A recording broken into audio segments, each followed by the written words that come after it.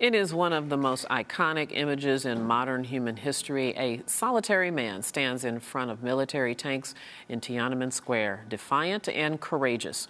25 years later, the meaning behind that image has almost been entirely erased in the very country where it was born and where hundreds of thousands once stood strong for democracy. Many of those who led the democracy movement were silenced forever, either imprisoned, killed, or exiled. Shen Tong was one of the student leaders in the chain of events prior to the Tiananmen Square massacre 25 years ago. Earlier, he spoke with me about the movement and the country he fought so hard to make great.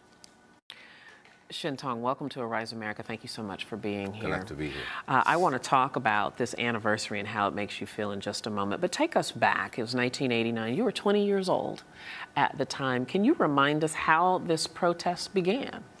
Well, we were clueless. I mean, it's despite of what we end up managing, this is actually the largest protest in human history, estimated over 400 cities, about 100 to 150 million people, prolonged demonstration for days, and actually, in fact, the whole thing lasts for 7 weeks. But it started at like my campus group. It's called Olympic Institute. It's a tiny group. At that time, student body on campus in China were quite politically apathetic. I mean, the trendy things were playing mahjong or taking TOEFL exam to come to study in the United States, doing business. Romance, were just having the time of their lives.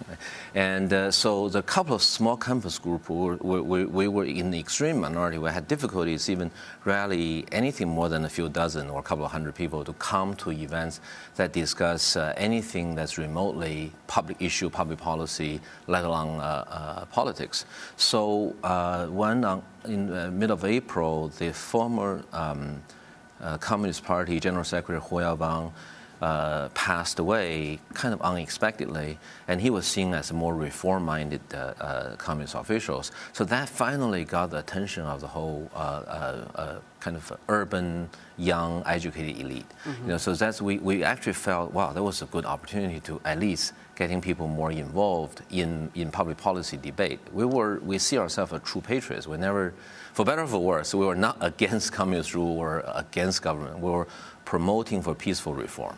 So you wanted peaceful reform, but were there particular demands? What were the rallying points, if you will? Yeah, in the beginning, the rallying point was we felt Hu Yaobang, who was forced to step down 2 years earlier, also as a result of a crackdown of a 1987 student protest.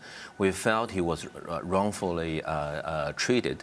Well, actually, in the very beginning, the spontaneous emotional reaction is that we felt this guilt that instead of pushing the country forward, it actually stepped back a little bit. When he suddenly died, and so the demand was first official reevaluating